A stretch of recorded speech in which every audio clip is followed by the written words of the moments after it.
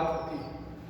बहुत से लोग विचार परिवार समझते हो, कौन ऐसे भाई है जो विचार परिवार नहीं समझते? देखिए, प्रशिक्षण वर्ग है, कोई इसमें किसी प्रकार का शर्म नहीं होती।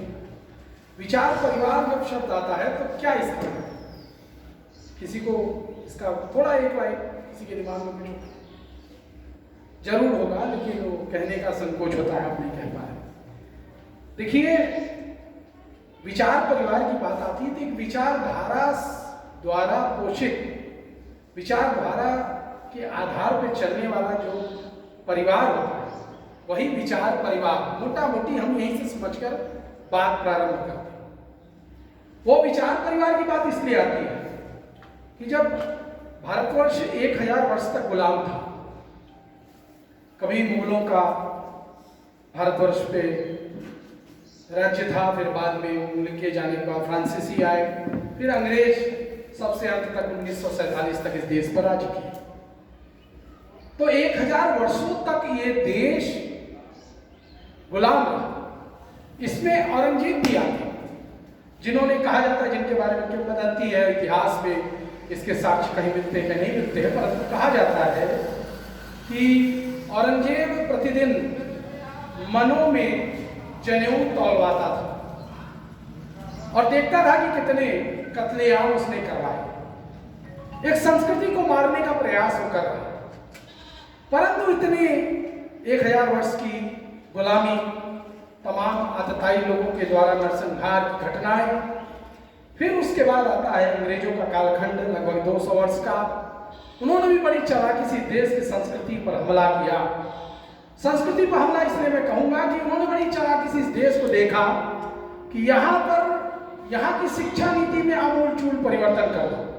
अंग्रेज समझदार थे, उन्होंने देखा कि इस देश में 800 वर्ष की मुगलों की गुलामी के बावजूद ये देश जगह जगह खड़ा हो जा रहा है, हमारे खिलाफ खड़ा हो जा रहा है, संघर्ष कर रहा है, दब नहीं रहा। तो ये लगातार मारने का, खत्म करने का प्रयास कर रहे हैं। छोटे छोटे राज्य रजवाड़े होने के बावजूद भी देश कभी कभी मराठों के साथ, कभी कभी दक्षिण के राज्यों के साथ, कभी विभिन्न राज्यों के साथ, कभी तात्या टोपे, कभी तमाम मंगल पांडे के रूप में सभी लोग भारतवर्ष में एक हो जाते हैं। और जब एक होते हैं तो कहा जाता है, लीजिए, मंगल पांडे बैरकपुर में विद्रोह करते हैं 1857 का, वो बंगाल में, मंगल पांडे रहने वाले बलिया के। ये कैसे संभव है कि अलग अलग क्षेत्र भाषा के रहने वाले लोग इतने सालों की, 800-900 साल की गुलामी के बावजूद भी एक हो जा रहे हैं? तो उन्होंने समझ लिया कि मर्म उन्होंने पकड़ लिया, और वो मर्म उन्होंने पकड़ा कि इस देश की असली आत्मा यहाँ की संस्कृति के आधार पर जो ये देश चलता है।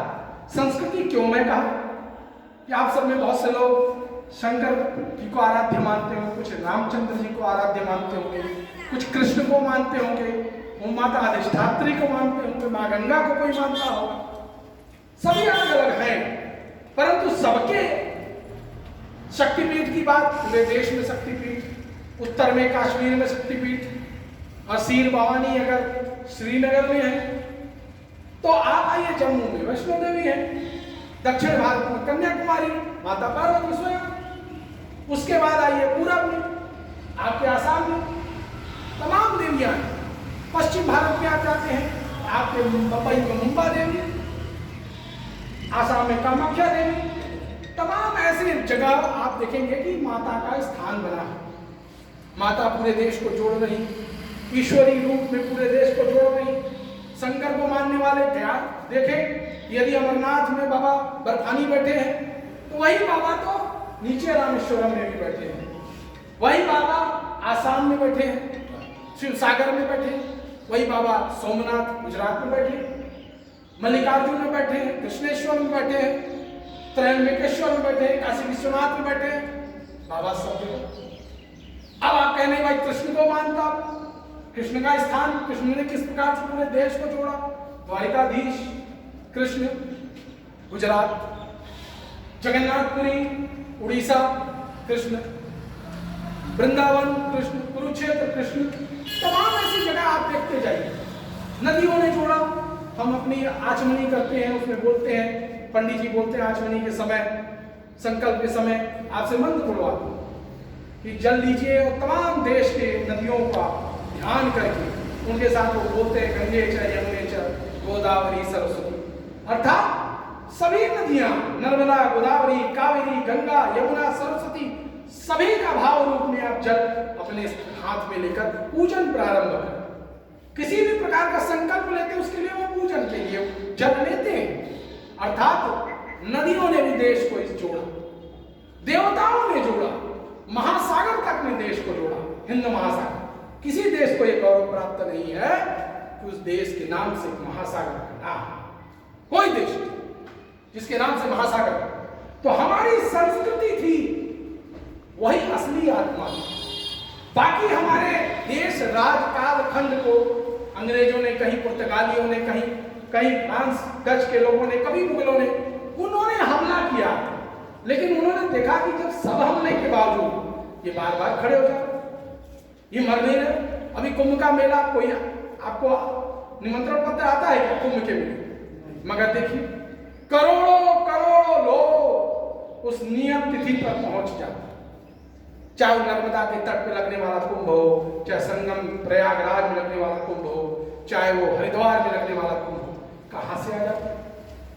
तमाम हर पंथ संप्रदाय के लोग वहां पहुंच जाते। ये जो जोड़ था इसे सबसे पहले अंग्रेजों ने देखा, और जब अंग्रेजों ने देखा तो उन्होंने वहीं पर, कहा जाता है अंग्रेजों के समय मैकाले गवर्नर जनरल उनके यहाँ हुआ था, उसने क्या किया कि देश को, इसने कहा कि इस देश पर अगर राज करना है तो यहाँ की संस्कृति को तोड़ो, और संस्कृति को तोड़ने के लिए सबसे पहले यहाँ के लोगों की शिक्षा व्यवस्था को ऐसा बना दो कि एक क्लर्क पैदा हो, पढ़े लिखे लोग न बढ़ सको। और मैकाले की शिक्षा नीति को अगर आप ठीक से कभी पढ़े, बहुत से लोग पढ़े भी होंगे, उन्होंने बड़े तरीके से इस देश में नीचे से इरोजन, यानी कहा जाता है ना दीमक लगाने का काम,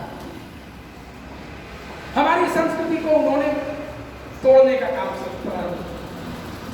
और लेकिन उस संस्कृति के बावजूद हम लड़ते रहे, और जो अंग्रेज जिनका सूरज पूरी दुनिया में ढलता ही नहीं था, जिनका सूरज कभी डूबता ही नहीं था, इसका मतलब यह था कि पूरी दुनिया के किसी भी भूखंड पर जहां पर भी सूरज रहता था, खोलती हुई घूमती हुई इस पृथ्वी पर, उसके प्रकाश जिस धरती पर पड़ते थे वो धरती पर राज अंग्रेजों का, अर्थात पूरी दुनिया को उन्होंने अपने अंदर कब्जा कर लिया।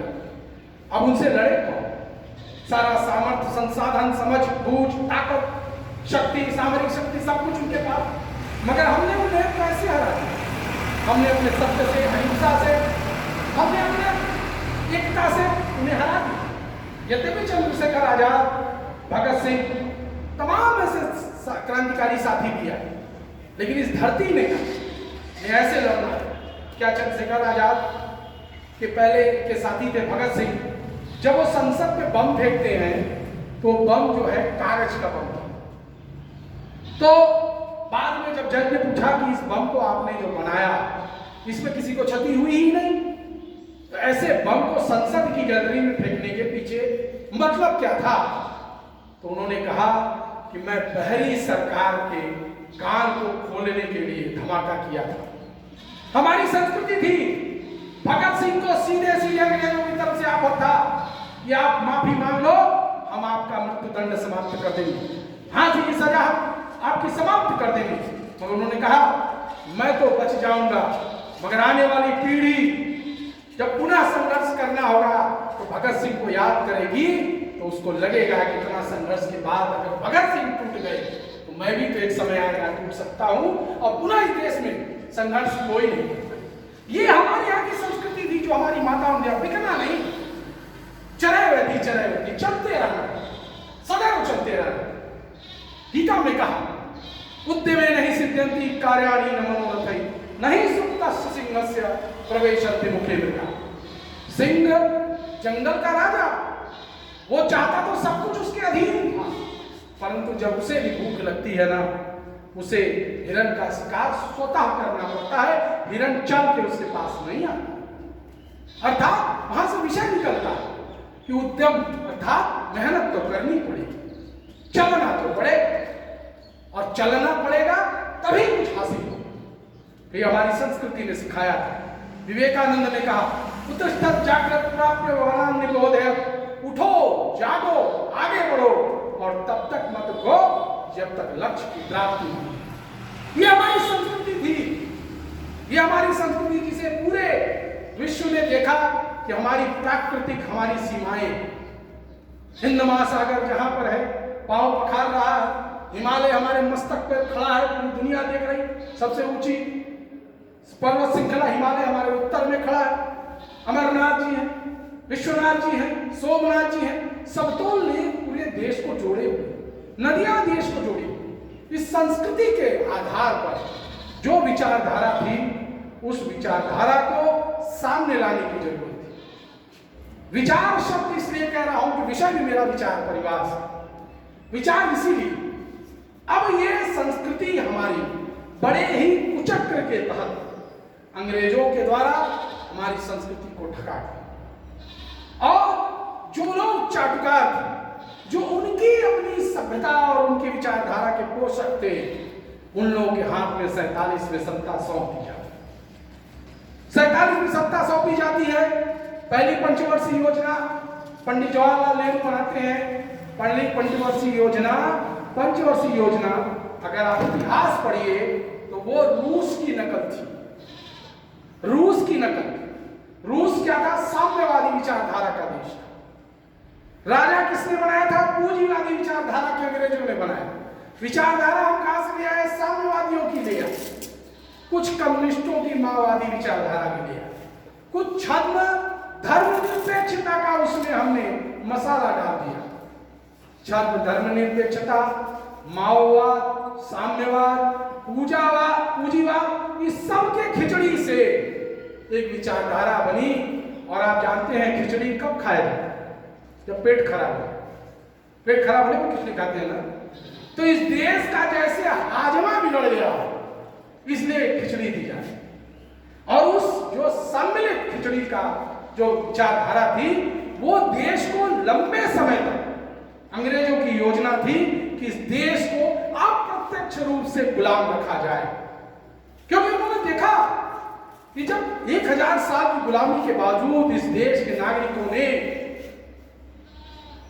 इस देश से हमें बाहर कर दिया, इनकी इतनी मजबूत संस्कृति और विचारधारा अंदर तक है, ये कभी समाप्त नहीं होंगे, इन्हें बस भटकाए रखने की आवश्यकता है, ये अपने मूल तक न पहुंचने पाए। और उन्होंने इसलिए इस देश में ऐसी ताकतों के हाथ में सत्ता सौंपी ताकि लंबे समय तक, क्योंकि अगर हम मजबूत होंगे तो हम किसके लिए चुनौती बनेंगे? उन्हीं अंग्रेजों के लिए ना, जिनकी सत्ता पूरे विश्व में थी, हम उनके लिए चुनौती बन सकते थे। तो हम चुनौती ना बने, पिछलक्कू बने रहे और प्रत्यक्ष रूप से उनकी गुलामी करते रहे। अंग्रेजों ने तो कहा था कि हमको ऐसे भारतीय चाहिए जो देखने में तो हिंदुस्तानी लगे, गोरे न रहे, काले रहे, लेकिन दिल से, अंदर से हमारे विचारधारा की पोषक। ऐसे लोगों को देश की सत्ता सौंपनी। तो अब पूरी दुनिया की नजर भारतवर्ष पे, दुनिया भी छटपटा रही, रूस के साम्यवाद से छटपटा रही, अमेरिका के पूंजीवाद से छटपटा रही, ब्रिटेन के पूंजीवाद से छटपटा रही, छद्म धर्मनिरपेक्षता जिसकी आड़ में मनमोहन सिंह ने अभी कुछ दिन पहले एक बात कही थी ना, कि हमारे देश के सभी संसाधनों पर पहला हक अल्पसंख्यकों का। मेरा कहना अल्पसंख्यक हमसे दूर नहीं है, लेकिन हम तो उस विचारधारा के थे कि अपनी संस्कृति पर मान करना है, अपनी संस्कृति पर अभिमान करना है और दूसरे की संस्कृति का सम्मान करना है। लेकिन इन लोगों ने धर्मनिरपेक्षता की आड़ में तुष्टीकरण, ये तुष्टीकरण 47 से प्रारंभ, लगातार देश में दीमक की तरह तुष्टीकरण, हमारे देश में जिस प्रकार की शिक्षा व्यवस्था, जिस प्रकार से राजनीतिक व्यवस्था चल रही थी, उससे पूरा देश कराहने लगा। मां भारती क्रंदन कर रही थी, उससे छटपटा कर निकलना चाहा। और इस बात को 47 के करीब 22 साल पहले परमादरणीय डॉक्टर हेडगेवार ने समझ लिया। उन्होंने 1925 में ही मात्र 5 साथियों के साथ राष्ट्रीय स्वयंसेवक संघ की स्थापना कर दी। उन्होंने देखा कि यदि हम अपनी विचारधारा जो पूरी दुनिया चाहती है एक विकल्प, हम विकल्प दे सकते हैं। लेकिन आप विकल्प कब दे सकते हैं? आप बहुत अच्छी बात करिए, आपकी बात कब तक आपके कुनबे में, परिवार में, मोहल्ले टोले में नहीं मानी जाएगी जब तक आप ऊंचाई पर खड़े होकर अपनी बात नहीं कहें। कहा जाता युग भी नहीं सुनता दुर्बल जनों का शांति पाठ। यदि आप कमजोर हैं तो आपकी अच्छी बात भी कोई ध्यान नहीं। आपको ताकतवर होना पड़ेगा, सामर्थ्यवान होना पड़ेगा। ताकतवर का मतलब ऐसा नहीं कि दूसरे देश पर हमला कर लो, जीत कर अपने में मिला लो, जैसे उपनिवेशवादी देश करते थे। हमारे देश की संस्कृति क्या थी? रामचंद्र जी ने जाकर श्रीलंका में वहां पर युद्ध किया। श्रीलंका में रावण के वध के उपरांत रावण का राज्य अपने अंदर मिला सकते थे, लेकिन रामचंद्र जी ने किस संस्कृति के संवाहक? हमारी सनातन संस्कृति के संवाहक थे। उन्होंने कहा कि हम अयोध्या अपने में मिलाएंगे नहीं। उन्होंने कोई अपना सबॉर्डिनेट को एजेंट वहां नहीं बैठाया। वहां पर कहा वही के लोग था विभीषण वहां का राज्य संभाले। हम उपनिवेशवादी नहीं, ये संस्कृति थी हमारी संस्कृति। अभी सन 71-72 में बांग्लादेश में युद्ध होता है, पूर्वी पाकिस्तान कहलाता था। बांग्लादेश में जब हमारी सेनाएं जाती हैं, पूरी दुनिया ने देखा इतना बड़ा आत्मसमर्पण। आप लोगों ने जरूर पढ़ा सुना होगा, हम लोग छोटे थे, 65 की पैदाइश है, तो छोटे थे, बाद में इतिहास में पढ़े। आप लोगों ने देखा होगा 92,000 सैनिकों का आत्मसमर्पण। और इतने सैनिकों के आत्मसमर्पण के बाद सबको छोड़ दिया और वहां की सत्ता वहां के देश को हिंदुस्तान में नहीं मिलाया, उसे वहीं के लोगों के हाथ में सौंप दिया। हम उपनिवेशवादी नहीं, हम किसी जगह पर अगर युद्ध करते थे, हमला करते थे, तो संस्कृति की सुरक्षा, हम अपने बचाव के लिए हमला करते। अभी हमने म्यांमार में हमला किया, एक ऑपरेशन किया, वहां के कैंप में वहां के आतंकवादियों को मारा। हमने म्यांमार पर कब्जा किया। पाकिस्तान में हमने भी सर्जिकल स्ट्राइक की, बालाकोट में हमने पाकिस्तान को क्षेत्र को मिलाया था। हमने कभी भी युद्ध इस तरह से नहीं, ये हमारी संस्कृति। तो हमारी संस्कृति की तरफ हमने जब गौर किया, गुरुजी ने गौर किया, डॉक्टर साहब हेडगेवार ने गौर किया और उन्होंने कहा कि संस्कृति को प्रतिष्ठापित किया जाए। पूरी दुनिया एक विकल्प चाहती है, लेकिन विकल्प के लिए संकल्प और संकल्पवान व्यक्तित्व, संकल्पवान नेतृत्व चाहिए। वो एक दिन में नहीं बन सकता। 130 करोड़ का देश है आजादी के समय, तो भी इसकी संख्या करीब 65-70 करोड़ थी। उस देश को एक विकल्प की आवश्यकता थी। पूरे विश्व को, जिसे हम कहते थे वसुधैव कुटुंबकम, आज पूरी दुनिया में युद्ध हो रहे, हमले हो रहे, एक दूसरे के सीमा का उल्लंघन हो रहा है, पूरी दुनिया में विचारधारा चल पड़ी है कि पूरी वसुधा को एक जैसा क्यों न बनाए, वसुधा पूरी एक परिवार के बाद रूप में क्यों न रहे। यहीं पर हमने अपने विकल्प शुरू किए। विकल्प कैसा? हम वसुधैव कुटुंबकम की भाषा रखते, उसकी विचारधारा के साथ चलते, और दुनिया उपनिवेशवाद, वैश्वीकरण की विचारधारा के साथ चलती है। वैश्वीकरण मतलब जहां वैश्वीकरण है वहां बाजार है, जहां वसुधैव कुटुंबकम है वहां परिवार है, जहां पर उपनिवेशवाद और वैश्वीकरण है वहां बाजार है, वहां के केंद्र में जहां के बाजार होता है वहां पे व्यापार होता है, जहां के केंद्र में व्यापार होता है वहां के केंद्र में लोग नफा नुकसान के आधार पर संबंध रखते हैं और कलह। लेकिन वहीं जहां पर आपका वसुधैव कुटुंबकम की अगर भावना रहती है, वो विचार रहती है, जहां वसुधैव कुटुंबकम है वहां के केंद्र में परिवार होता है, और जहां के केंद्र में परिवार होगा वहां प्यार होगा, मान सम्मान होगा, अपनापन होगा, कलह के बजाय सुलह।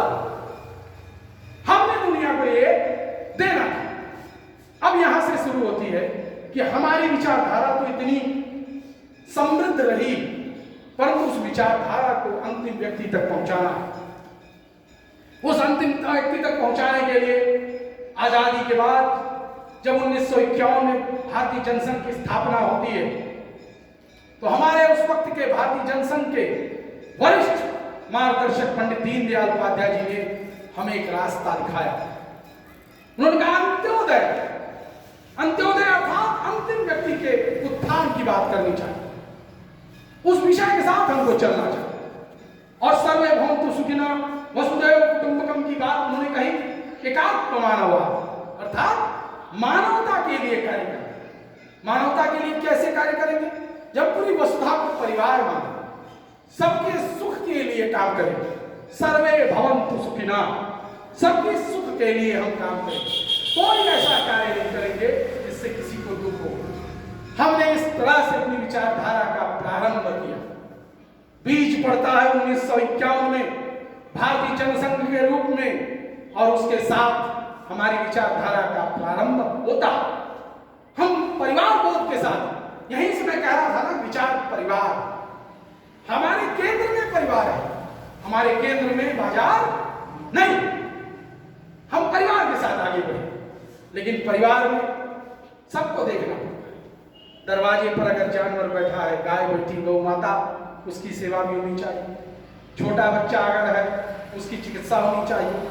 बूढ़े बुजुर्ग हैं, उनकी भी चिकित्सा होनी चाहिए। जो बहनें हैं, उनकी सुरक्षा होनी चाहिए। जो भैया हैं, उनकी शिक्षा होनी चाहिए। जो नौकरी में है, उन्हें भी अच्छी नौकरी और सुरक्षा होनी चाहिए। व्यापार अच्छा होना चाहिए। हर वर्ग की तरफ ध्यान देना हो, तब परिवार चलता है। अगर आप परिवार में सिर्फ एक तरफ ध्यान देंगे, यदि आप अभिभावक हैं, तो आप देखेंगे कि आपके जो अभिभावक होता है परिवार का, उसकी नजर सब तरफ है। घर में अगर कहीं पानी चू रहा है तो उसकी तरफ भी उसका ध्यान रहेगा। बच्चे को कपड़ा है कि नहीं, होली आ गई, दीपावली आ गई, सबका ध्यान रखना पड़ेगा। घर के बच्चे को दूध मिला कि नहीं, बूढ़े बुजुर्ग को दवा मिली कि नहीं, एक अभिभावक का कर्तव्य है सब तरफ ध्यान देना। तो कहां से आता? यही तो हमारी संस्कृति की विशेषता थी कि हमारे यहाँ परिवार में जिस प्रकार से लोग एक दूसरे का ख्याल रखते हैं, एक दूसरे के साथ मिलकर हम चलते हैं, एक दूसरे के साथ चलते, वो मेरी ताकत होती है। उसी चीज को पूरे समाज में स्थापित करना, जब पूरे समाज में स्थापित करना था, तो उस परिवार बोध के लिए एक हर जगह, हर अंग में हमारे विचार के लोगों को स्थापित करना है। वहीं से हमारा विचार परिवार शुरू होता है। जैसे ये देश किसानों का है, यहाँ देश के 80% लोग आज भी किसानी खेती पर जीते हैं, तो किसानों का एक संगठन होना चाहिए। किसानों के संगठन की आवश्यकता पड़ी। दत्तोपंत ठेंगड़ी जी ने भारतीय किसान संघ की स्थापना की। विचारधारा राष्ट्रीय स्वयंसेवक संघ द्वारा है। विचारधारा एक, कार्य किसका? भारतीय किसान संघ। आज हमें गौरव प्राप्त है कि किसानों का सबसे बड़ा संगठन इस देश में कोई है, भारतीय किसान संघ। फिर दूसरा आता है, किसान की खुशहाली के लिए हमारे विचार से पोषित किसान होना चाहिए, ताकि देश को पुनः कोई गुलाम न कर पाए। हमारे किसान के विचारधारा के साथ चलने के लिए भारतीय किसान संघ परिवार का एक सदस्य वहां लग गया। उसके बाद आती है मजदूरों की जरूरत। हम लोग नारा लगाते हैं कि हम लोग नारा मजदूरों का, आप सुनिएगा, कोई बात नहीं हो, हमारी मांगे पूरी हो चाहे जो मजदूर। ये नारे को अगर गौर से सुनिए तो इस मजदूर में कितना, जो नारा लगा रहा है, कितना मतलबी मजदूर है। मेरी मांग पूरी हो चाहे जो मजदूरी हो, सामने वाले का नुकसान भी हो जाए, लेकिन मेरी मांग पूरी होनी चाहिए। इस भाव के साथ देश के मजदूर संगठन काम कर रहे हैं। कांग्रेस का भी है, INTUC, Indian national trade union Congress. Communist का भी अपना संगठन है, उनके संगठन में यही नारा है। लेकिन जब भारतीय मजदूरों को एक करना था, तो पुनः दत्तोपंत जी ने एक नया संगठन बनाया, भारतीय मजदूर संघ। भारतीय मजदूर संघ दत्तोपंत जी द्वारा बनाया गया। उसमें उन्होंने कहा क्या? भारतीय मजदूर संघ का नारा क्या है? देश के हित में करेंगे काम, काम का लेंगे पूरा दाम। देश के हित में करेंगे काम। वहां नारे का फर्क देखिए, यहीं पर विचारधारा और संस्कृति का फर्क है। हमारी मांगे पूरी हो चाहे जो हो। यहां पे कहा देश के हित में करेंगे काम, काम का लेंगे पूरा। आज भारतीय मजदूर संघ देश का सबसे बड़ा मजदूर संगठन, ये आपका विचार करें। इसलिए मैं इस बात को आपके प्रशिक्षण शिविर में रख रहा हूं कि आने वाले राजनीतिक कार्य में समन्वय बैठक होती है। एक बैठक का शब्द आएगा, समन्वय बैठक। समन्वय बैठक मतलब होता है विचार परिवार की बैठक। उस बैठक में आदरणीय मंडल अध्यक्ष का काम क्या रहेगा? वो देखेंगे हमारे यहाँ भारतीय मजदूर संघ के कौन लोग हैं हमारे मंडल में, भारतीय मजदूर संघ के अलावा हमारे यहाँ किसान संघ के कौन कौन लोग हैं, उनको जोड़े। तो भारतीय मजदूर संघ को आपने देखा, भारतीय किसान संघ को देखा। अब आता है कि देश की नारी शक्ति, पुरुष वर्ग तो राष्ट्रीय स्वयंसेवक संघ की शाखाओं में जाता है। राष्ट्रीय स्वयंसेवक संघ की शाखाओं में हमारी महिलाओं को नहीं जाना, नहीं जाते। तो वहां पर एक विषय आता है, महिलाओं की सशक्तिकरण के लिए भी हमारे परिवार में एक होनी चाहिए, राष्ट्र सेविका समिति बनती है। और आज गौरव की बात है, राष्ट्र सेविका समिति में 2 लाख राष्ट्र सेविकाएं हैं जो अपनी सुरक्षा के लिए तलवार, भाला, सब कुछ का उनका अपना कैंप लगता है, शिविर लगता है और वो प्रशिक्षित होते हैं। वो राष्ट्र सेविका समिति हमारे परिवार का एक अंग बना, क्योंकि हमें कहा जाता है यत्र नारीस्तु पूज्यन्ते रमन्ते तत्र देवता। हमारे नारी की पूजा होती है, मगर वो नारी कौन थी? तो नारी महिषासुर का भी वध करती थी, आवश्यकता पड़ी ऐसी नारी हमको चाहिए। हमारे यहाँ दुर्गा का रूप चाहिए। सरस्वती अगर कोई उपदेश देने की आवश्यकता, कहते मां सरस्वती आप पर कृपा करें। लेकिन जब पूरी धरा पर महिषासुर का आतंक था तो किसने उसे?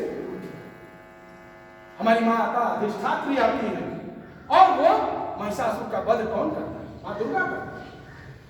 इस प्रकार से उनके संतुष्ट करने के लिए राष्ट्र सेविका समिति बनी, वो भी आपकी विचार परिवार का ही। उसके बाद एक बहुत बड़ा वर्ग होता है शिक्षा क्षेत्र, जिस पर अंग्रेजों का हमला था। वो इस देश में हमला कर रहे थे कि संस्कृति को यहाँ पर नष्ट किया जाए, और लाइट नहीं है, संस्कृति को नष्ट किया जाए। और उसके माध्यम से हमको आवश्यकता थी कि हम अपने शिक्षा क्षेत्र को ताकतवर करें। और शिक्षा क्षेत्र को ताकतवर करने के लिए आज हमारे विचार परिवार द्वारा पोषित अगर कोई संगठन हर महाविद्यालय में है तो अखिल भारतीय विद्यार्थी परिषद। अखिल भारतीय विद्यार्थी परिषद अपने विचारधारा का संगठन, सभी विद्यालयों में आप देख सकते हैं, अगल बगल के सभी विद्यालयों में आप देख सकते हैं, उसमें विद्यार्थी परिषद की इकाइयां, ये इसके लगभग 96% विद्यालयों में हमारी पहुंच हो चुकी है। अखिल भारतीय विद्यार्थी परिषद के माध्यम से छात्रों का संगठन, क्योंकि वो छात्र जो होते हैं वो तो कुम्हार की मट्टी की तरह होते हैं ना।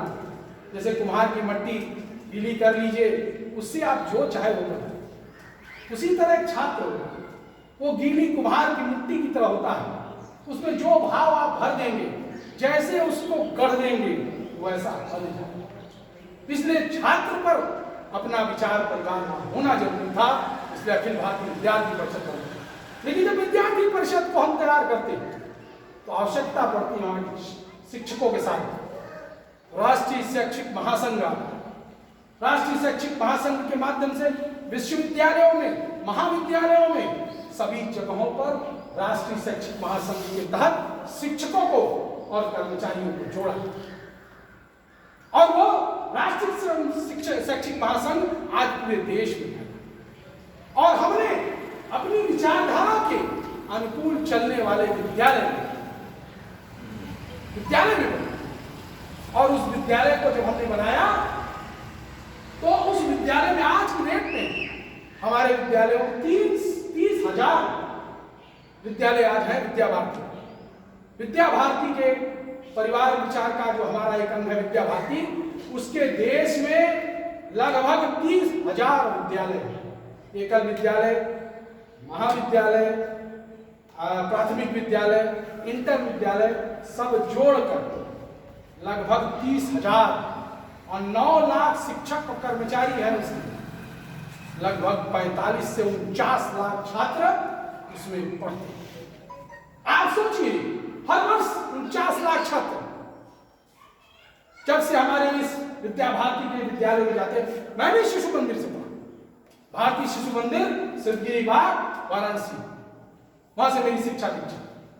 आज मेरी उम्र 56 साल। मैं दर्जा 1 से 5 तक पढ़ा था, शिशु से लेकर पंचम कक्षा। वहां का बीज है यहां खड़ा। ये सोच थी कि ऐसी जगहों पर अपने लोग होने चाहिए। तो उसके माध्यम से विद्यालयों में हमने अपने कार्य को खड़ा किया।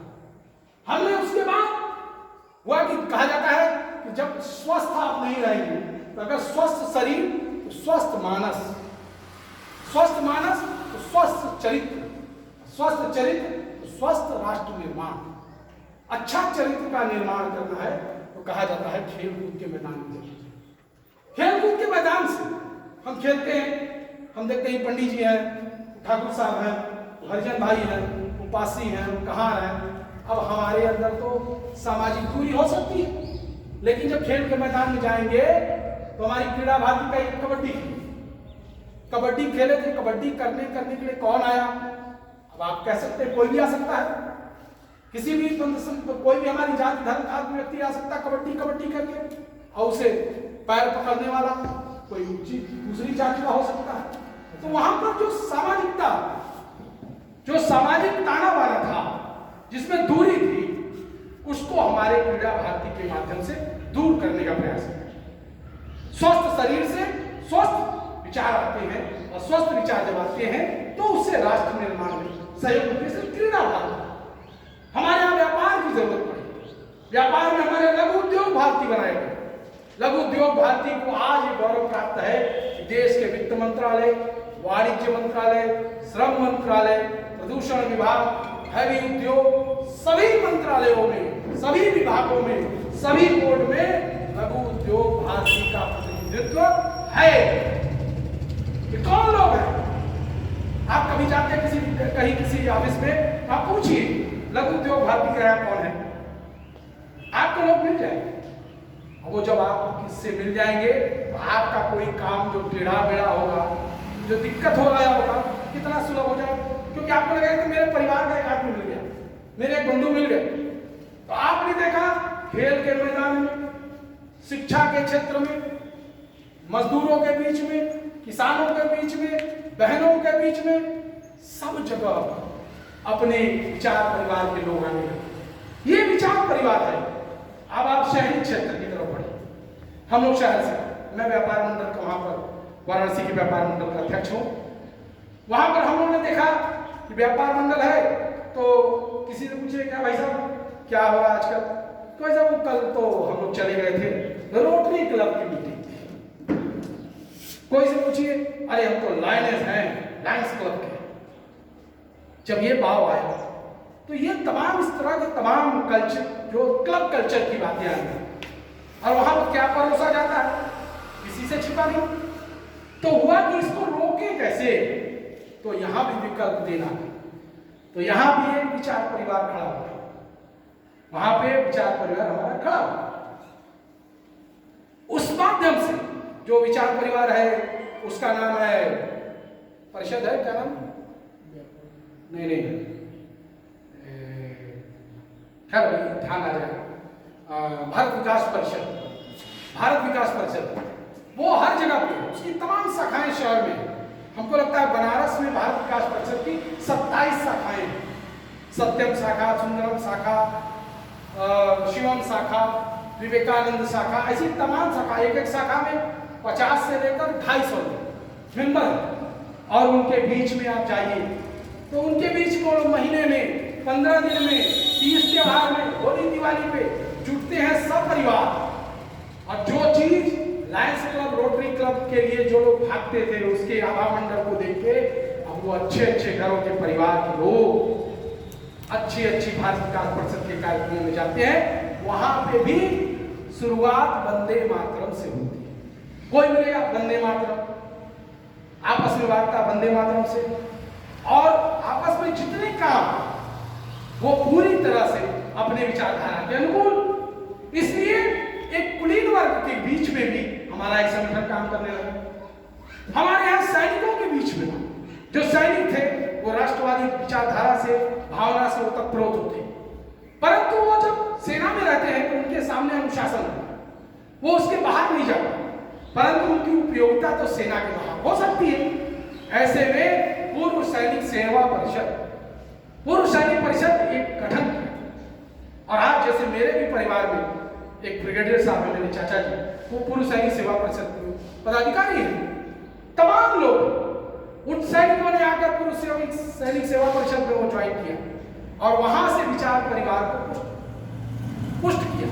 आवश्यकता देश को जब पड़ती है, नरेंद्र मोदी जी जब 2014 के इलेक्शन में लड़ने गए, जो सबसे बड़ी पहली सभा हुई थी हरियाणा में, वो पूर्व सैनिक सेवा परिषद द्वारा हुई थी। अगर कुछ लोगों को ध्यान हो, मंच पे सैनिक सामने तमाम पूर्व सैनिक टोपी लगा लगा कर अपना बैठे। तो विचारधारा को हर वर्ग में, खेल के क्षेत्र में, व्यापार के क्षेत्र में, बहनों के क्षेत्र में, शिक्षा के क्षेत्र में, सब क्षेत्र में, मजदूरों के क्षेत्र में, हर क्षेत्र में उसको लाया। और ये जो विचारधारा के माध्यम से जो नीचे अपनी जमीन मजबूत खड़ी की गई, किसी भी ये बिल्डिंग खड़ी है तो इसकी नींव मजबूत है, तब ये ऊपर जा रहा है। तो अपने विचारधारा को जिसका विकल्प पूरी दुनिया को देना, उसके लिए नीचे जमीन मजबूत की है। और इस माध्यम से 51 से लेकर 25 से शुरू होती है यात्रा, 51 में उसमें पूरी गति आती है और करते करते 2020 में हम खड़े। आज हमारे लिए गौरव की बात है, हमारे विचार परिवार में राष्ट्रीय स्वयंसेवक संघ 1925 में मात्र 5 लोगों से मोहिते के बाला में, नागपुर में प्रारंभ हुआ। आज उसमें नियमित शाखाएं लगभग 70,000 नियमित शाखाएं।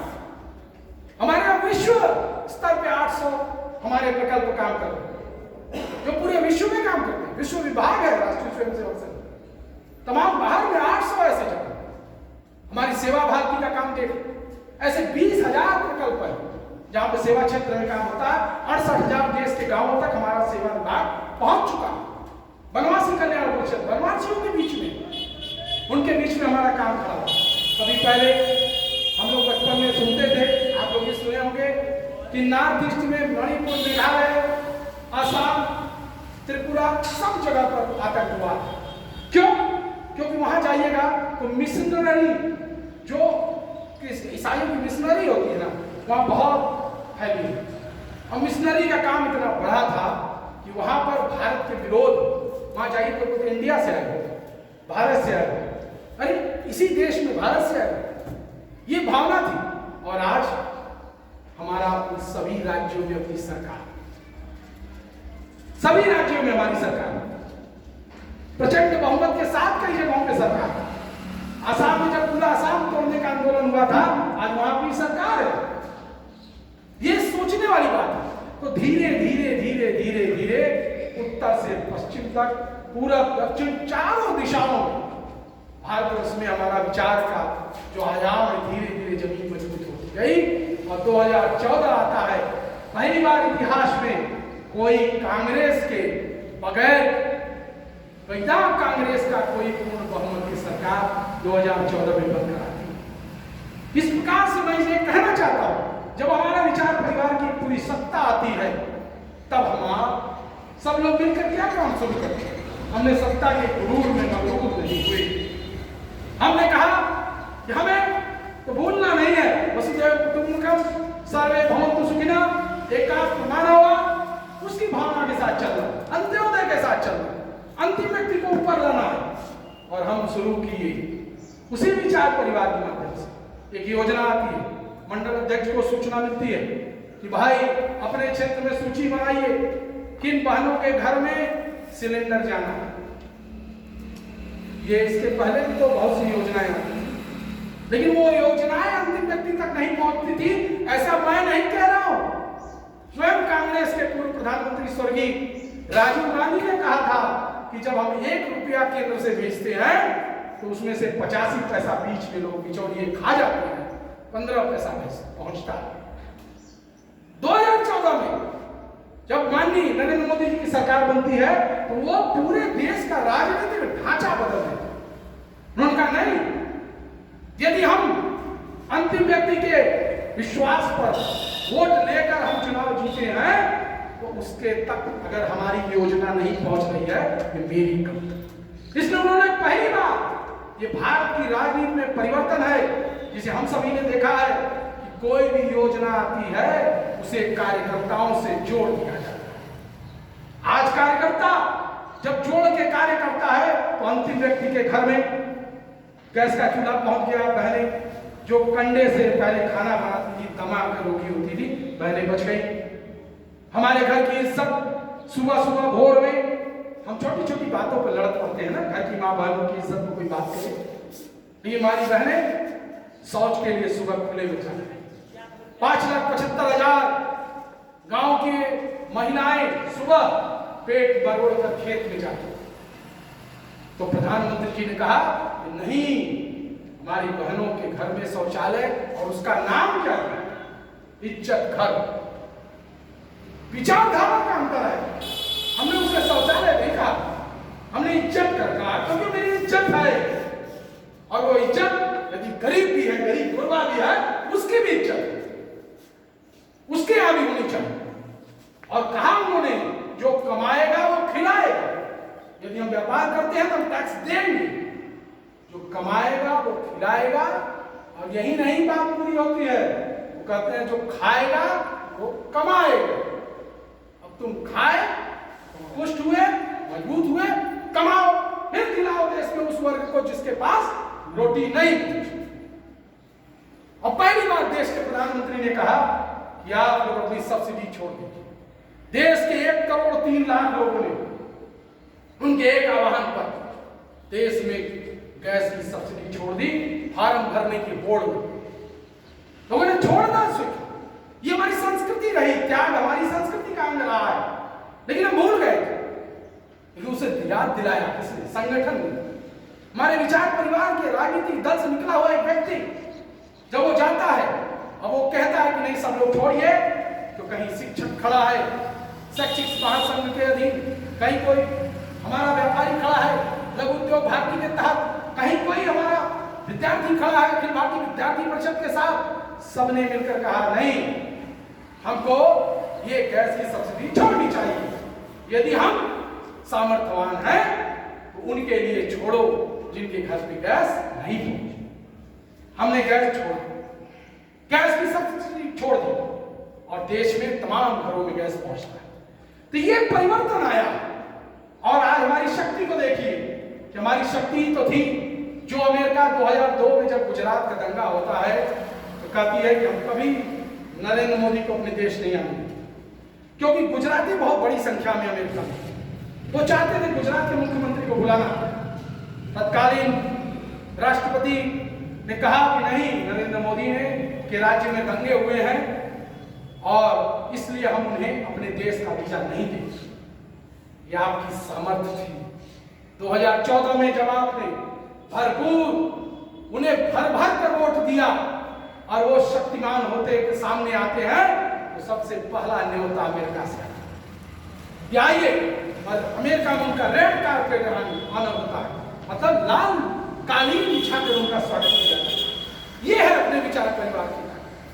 मैं सिर्फ यही कहने आपके मित्रों आया हूं कि अपनी विचारधारा से जुड़े हुए जो लोग, जो भी जुड़े नहीं हैं, उनको भी आपका कार्य है। जो जिस वर्ग का, जो कोई व्यापारी हो, उसे कहे लघु उद्योग भारती में जुड़ जाओ, तुम्हें क्लब जाने का मन है तुम संस्कार भारती में चले जाओ। संस्कार भारती से मुझे ध्यान है, संस्कार भारती एक हमारा ऐसा विचार परिवार का अंग है जो हमारी लोक कलाएं, लोक नृत्य, लोक गायन, लोक विधाओं के लिए काम करते।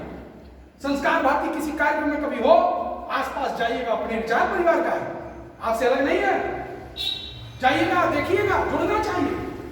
आपके घर में कोई बच्ची हो, कोई बच्चा हो, कोई अच्छा गायन करता हो, उसे संस्कार भारती से जोड़िए। संस्कार भारती के बड़े बड़े कार्यक्रम, उस कार्यक्रम उसके माध्यम से उसके प्रतिभा को चार चांद लग। संस्कार भारती भी काम कर रहा है, स्वदेशी कार्य कर रहा है, स्वदेशी जागरण मंच। हम व्यापारी हैं, हम लोग अक्सर टाउन हॉल में स्वदेशी जागरण मंच का मेला लगवाते हैं, 3-3 दिन का मेला लगता है, और स्टॉलों पे जो भीड़ है देखिए। हम स्वदेश से निर्मित अपने देश के जो उत्पाद हैं उनका हम प्रदर्शनी लगाते हैं।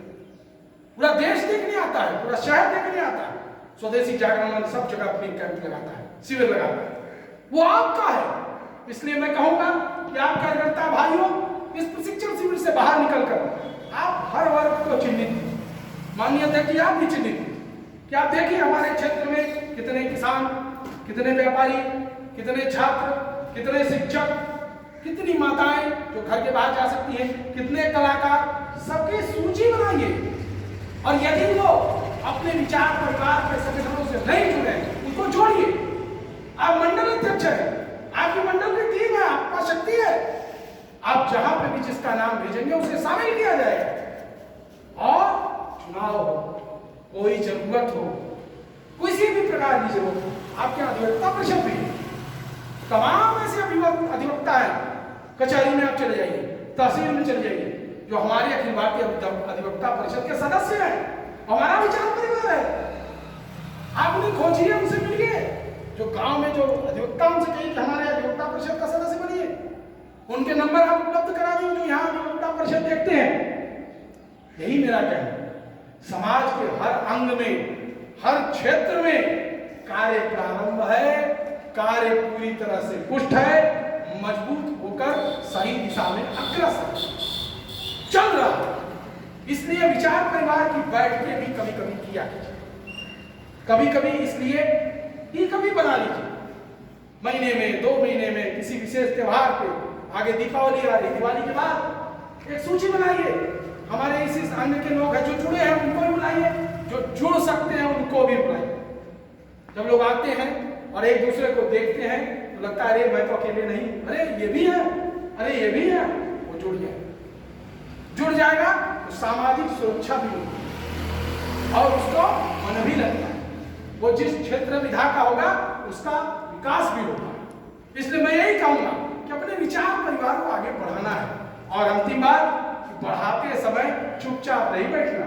ये मत समझिएगा कि अब भैया अब देश का राष्ट्रपति भी भाजपा, उपराष्ट्रपति भाजपा, प्रधानमंत्री भाजपा, 15 स्टेट के मुख्यमंत्री भाजपा, तमाम सांसद विधायक भाजपा, अब क्या जरूरत है प्रशिक्षण शिविर? क्या जरूरत है? अब तो घर पर चल के आनंद लेने का समय है, तो ये 24 घंटे 48 घंटे का प्रशिक्षण शिविर क्यों कर रहे हैं? ये इसलिए कि पंडित दीनदयाल उपाध्याय ने कहा था, चले वेती चलते चलो। और विवेकानंद जी कहा, जब तक लक्ष्य की प्राप्ति न हो जाए तब तक नहीं रुकना है। अभी हमको विश्व गुरु बनना है, हमें पूरी दुनिया में अपनी सांस्कृतिक राष्ट्रवाद की भावना को, विचारधारा को स्थापित करना। अभी देश के जो 29 राज्य है, कहीं हम पूरे, कहीं आधे में भी है, 15 में तो पूरी तरह से सब जगह हमारी विचारधारा होनी चाहिए। हर वर्ग में, छात्र हो, कर्मचारी हो, किसान हो, मजदूर हो, हर वर्ग में 100% लोगों तक अपनी विचारधारा को पहुंचाना है। ये महत्वपूर्ण काम है। इसलिए अभी चुपचाप बैठना नहीं है। और उस गीता की बात के साथ मैं समाप्त करूंगा, उद्यमे नहीं सिद्धंति कार्याणि न मनोरथै नहीं सुप्तस्य सिंहस्य प्रवेशन्ति मुखे मृगा। जंगल का राजा सिंह, उसकी भी इच्छा होती है भोजन की, तो उसे शिकार करने के लिए प्रयास करना पड़ता है। उसके पास चलकर हिरण शिकार हेतु नहीं है, अर्थात प्रयास तो आपको करना पड़ेगा। और आप जब प्रयास करेंगे, सबको साथ लेके चलेंगे, सबका साथ, सबके विकास के साथ चलेंगे, पूरी विचारधारा परिवार के साथ चलेंगे, वो दिन दूर नहीं कि जो कहा था ना अल्लामा इकबाल ने, और ऊपर से जब उस लाइन को इंदिरा गांधी ने पूछा था कैसा लगता है राकेश शर्मा जी भारतवर्ष देखने में, उन्होंने कहा सारे जहां से अच्छा हिंदुस्तान हमारा, पूरा देश, पूरी दुनिया में हमारा देश सबसे ऊपर हो जाएगा, हम पूरा विश्व गुरु बनेंगे। बस यही बातों के साथ मैं अपनी बात को समाप्त करता हूं। एक बार हमारे साथ आप सभी लोग ललकार करोगे, भारत माता की जय।